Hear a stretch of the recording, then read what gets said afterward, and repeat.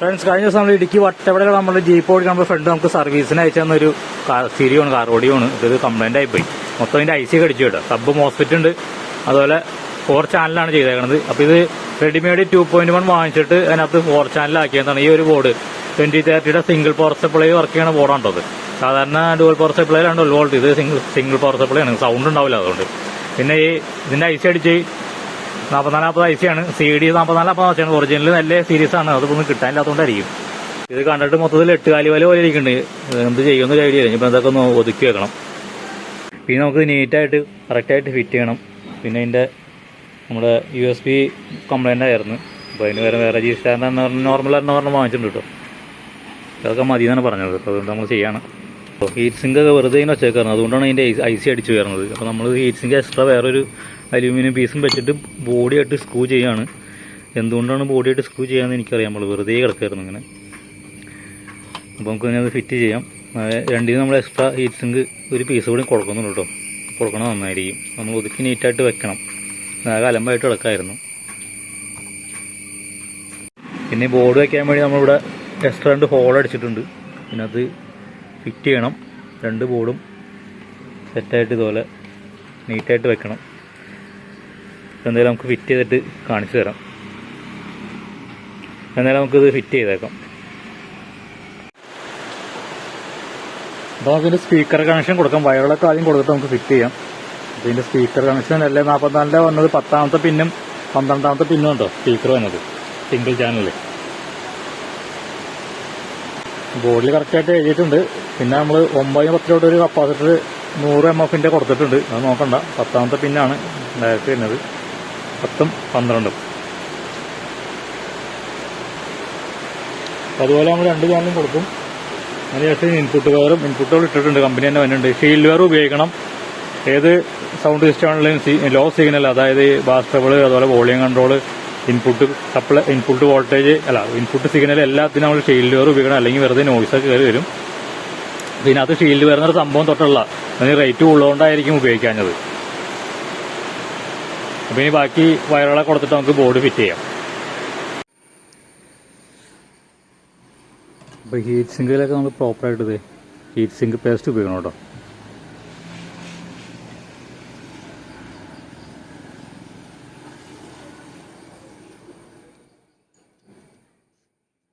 പ്രോപ്പറായിട്ട് ഹീറ്റ് സിങ്കിലോട്ട് ട്രാൻസ്ഫറായിട്ട് പോകാൻ വേണ്ടിയിട്ടാണ് നമ്മൾ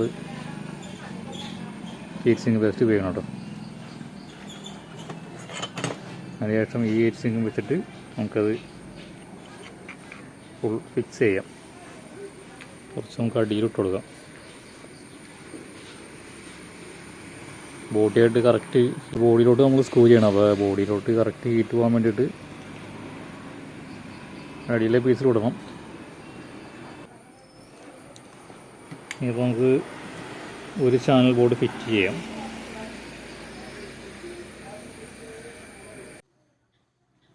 അപ്പോൾ നമ്മുടെ 4 ചാനലിൻ്റെ ആംപ്ലിഫയർ ഫിറ്റ് ചെയ്തിട്ടുണ്ട് കേട്ടോ. നീറ്റായിട്ട് ഫിറ്റ് ചെയ്ത് വയറൊക്കെ സ്ലീവൊക്കെ ഇട്ട് കറക്റ്റ് ലെവലിൽ സ്ലീവൊക്കെ ഇട്ട് പുറത്തോട്ട് ഇട്ടുണ്ട്. ഇതാണ് ഷീൽഡ് വെയർ ഇൻപുട്ട്. നമ്മൾ ഇൻപുട്ട് എപ്പോഴും ഷീൽഡ് വെയർ കൊടുക്കണം. ഇത് നമ്മുടെ USB-ലോട്ടുള്ള 5 വോൾട്ടേജാണ്. അപ്പോൾ ഇനി നമ്മുടെ പവർ സപ്ലൈയും സബ് ഊഫർ ബോർഡും എടുത്ത് ഫിറ്റ് ചെയ്യണം. ഞാൻ ഇവിടെ ഫിറ്റ് ചെയ്ത് കാണിച്ചു തരാം.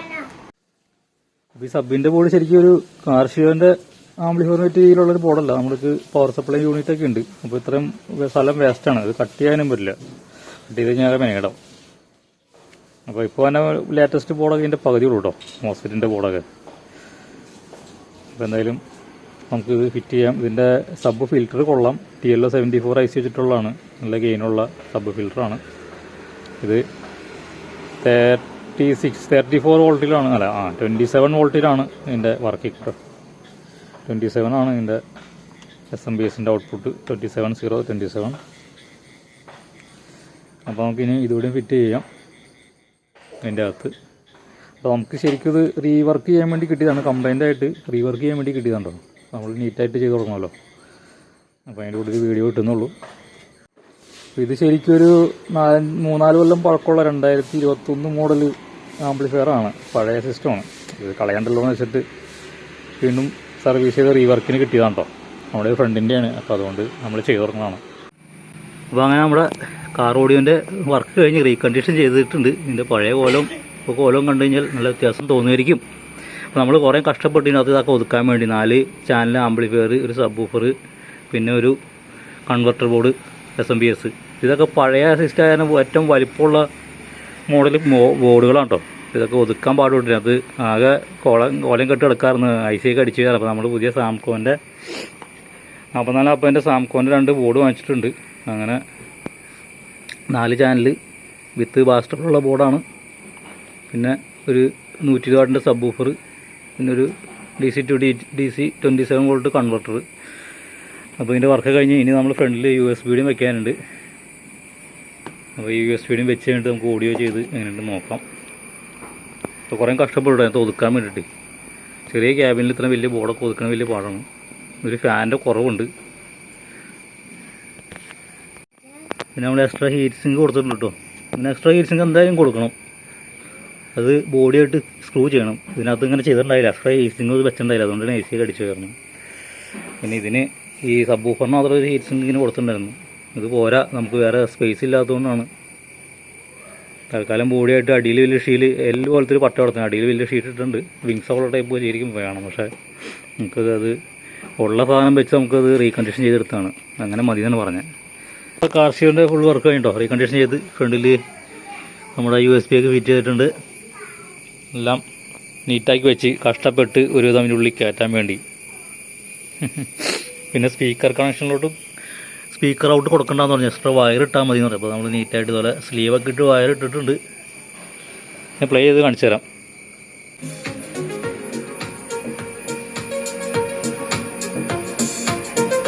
ഇപ്പം 4440 ഡുവൽ ചാനലാണ് വർക്ക് ചെയ്യുന്നത് കേട്ടോ, സ്റ്റീരിയോ.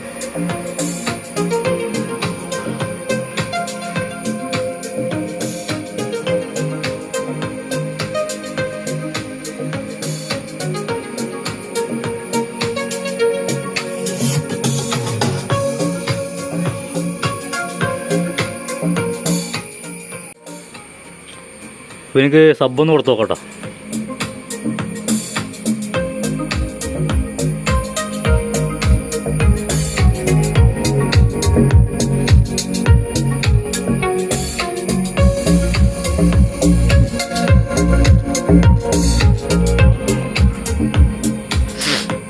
ഇതാണ് സബിൻ്റെ ബോർഡ്.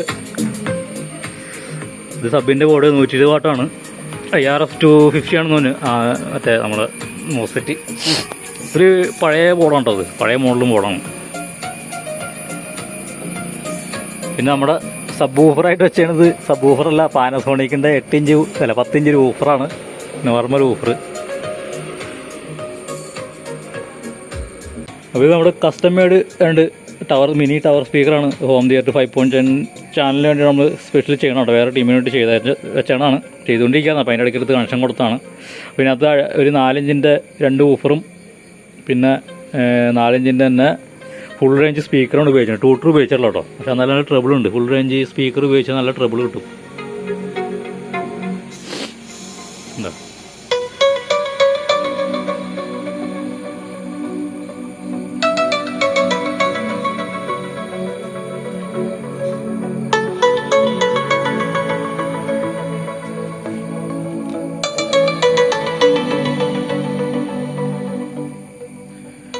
വുഡ് ഫിനിഷിങ്ങാണ് ചെയ്തേക്കണത്.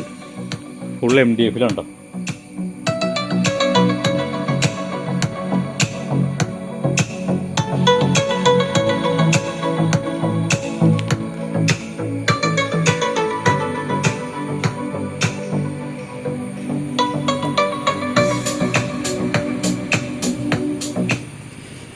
അപ്പോൾ ഇങ്ങനെ ചെറിയ വീഡിയോ ആയിരുന്നു. അതൊരു റീകണ്ടീഷൻ ചെയ്ത കാർ സ്റ്റീരിയോ ആണ്. അപ്പോൾ ഇതുപോലത്തെ ചെറിയ ചെറിയ വീഡിയോകളൊക്കെ ആയിട്ട് നമ്മൾ വീണ്ടും വരും. അപ്പോൾ അതുവരെയും ബൈ ബൈ.